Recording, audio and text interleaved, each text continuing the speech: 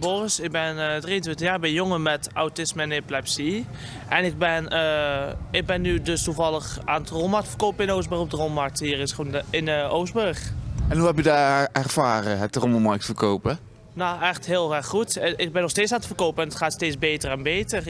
Ik heb wel, denk ik, ongeveer nu al iets van bijna 30 euro verdiend bij elkaar. Jeetje, lekker hoor. En wat vond je van de sfeer vandaag?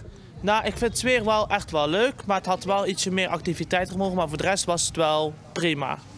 Ja, dat is eigenlijk wat ik mis vandaag. Ik ook. Maar we zorgen dat het er een leuke sfeer komt in de omstandigheden, komt vanzelf alles goed.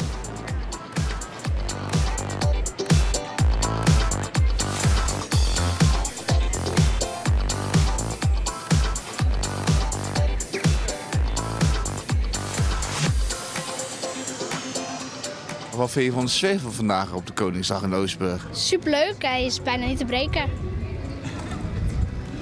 Wat gaaf antwoord. Heb je iets leuks kunnen vinden? Ja, we hebben iets gekocht, een gamestoel hebben we gekocht. En we zijn een keer in de draaimolen geweest. Oké. En wat vind je van de Koningsdag zelf? Vind je het een belangrijke dag? Ja, ik vind het wel een belangrijke dag, want de koning is wel belangrijk en iedereen is erbij, dus dat is wel leuk.